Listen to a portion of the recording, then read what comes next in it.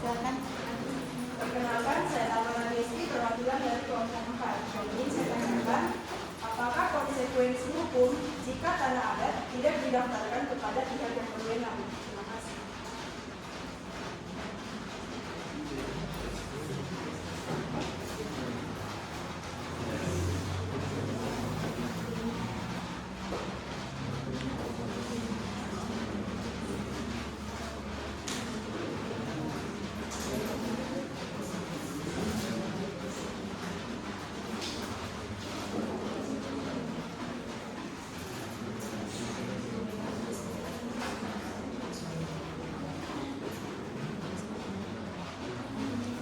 Mohon maaf, kelompok 4 bisa diulang pertanyaannya? Apakah konsekuensi hukum jika tanah adat tidak didaftarkan kepada pihak yang berwenang? Baik, terima kasih.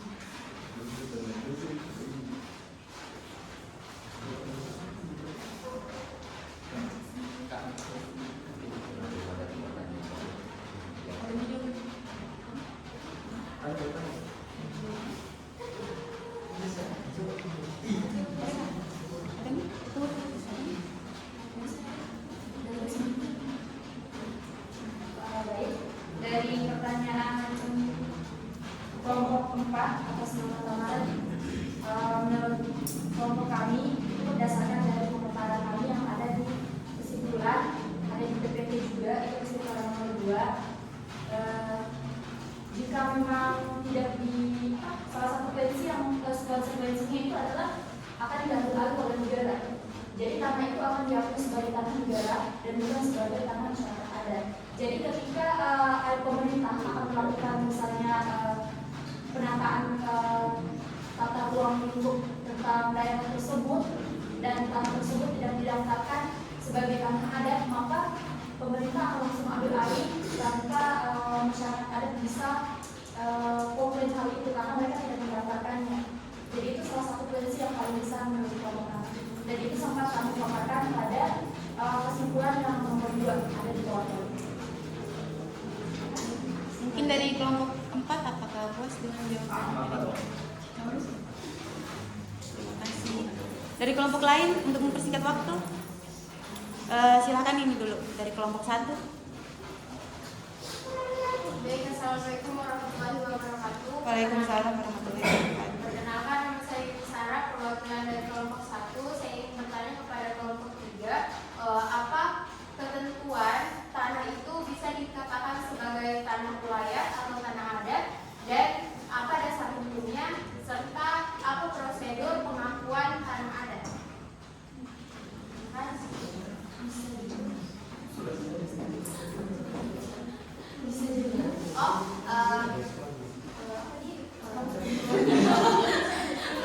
Kenapa tanah itu bisa dikatakan sebagai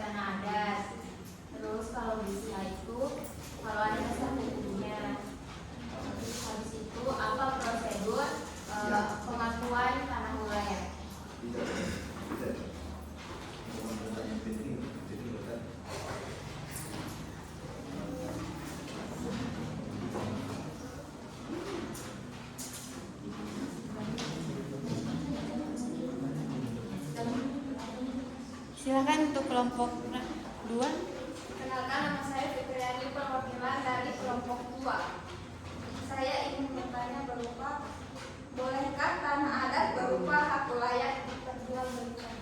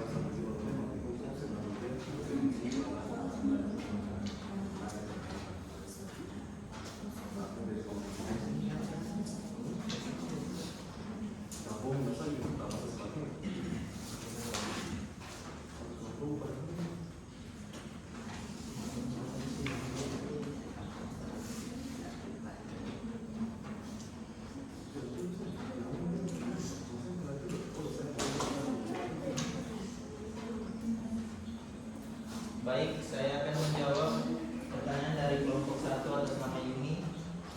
Apa ketentuan tentang pengakuan tanah adat dan dasar hukumnya?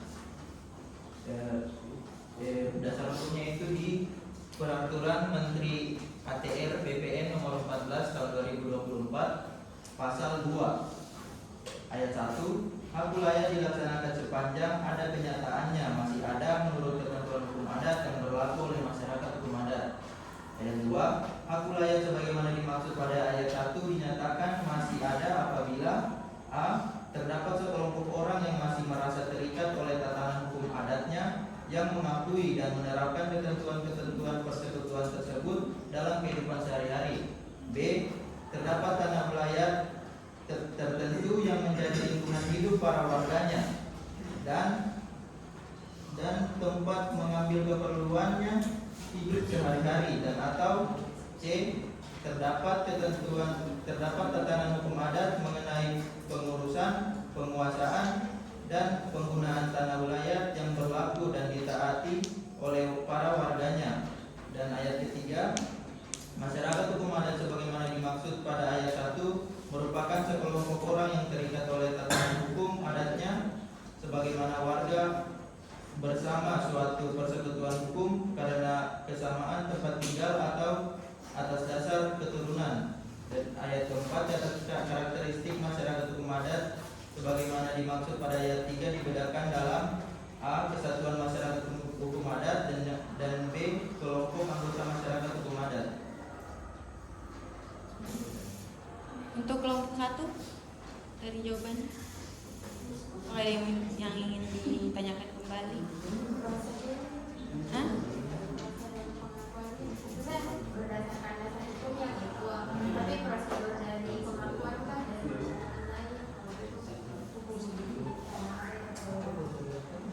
Prosedur apa? mungkin dari pasal situ sih sudah disebutkan tadi dari ayat 1 sampai 4. Jadi sudah diterima nih?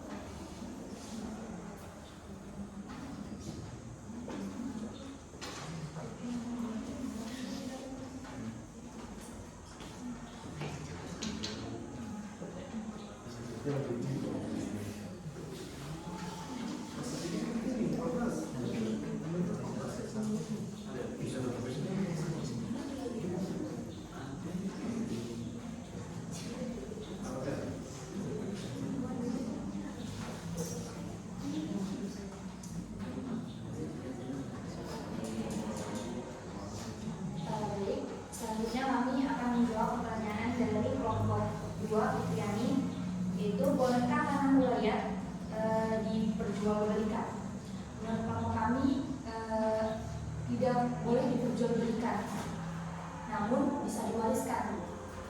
Jadi yang perlu kita ketahui, tanah wilayah diartikan sebagai tanah bersama para warga masyarakat hukum adat yang bersangkutan. Jadi tanah ini sifatnya milik bersama dan itu tidak bisa untuk diperjualbelikan. Namun pada kenyataannya ada di beberapa daerah di Indonesia yang tanah adat itu mereka salah artikan bisa diperjualbelikan.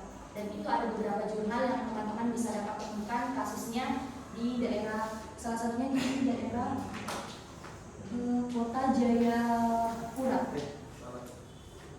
Kemudian mengenai dasar hukumnya, tanah wilayah tidak bisa diperjualbelikan dan bukan menjadi objek pendaftaran tanah berdasarkan ketentuan pasal 9 ayat 1 mengenai peraturan pemerintah nomor 24 tahun 1997 dan mengenai tanah wilayah yang kemudian bisa diwariskan kepada anak cucunya mereka itu berdasarkan pada pasal 3 Undang-Undang Pokok Agraria.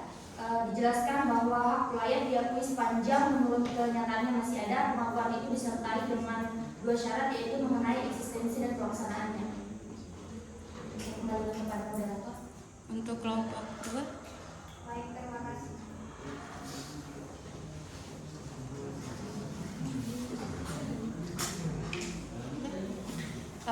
Baiklah teman-teman, dengan berakhirnya sesi tanya jawab tadi, maka berakhir pula presentasi kami pada pagi hari ini. Terlebih terkurang kami mohon maaf, kami akhiri dengan wabillahi taufiq wal hidayah. Wassalamualaikum warahmatullahi wabarakatuh.